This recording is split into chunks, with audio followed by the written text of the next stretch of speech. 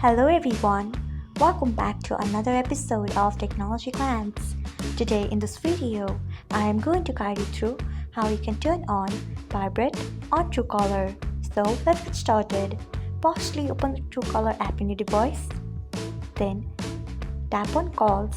Next, tap on three dots icon which is located at top right corner of your screen. Next, tap on Settings. After that, tap on General.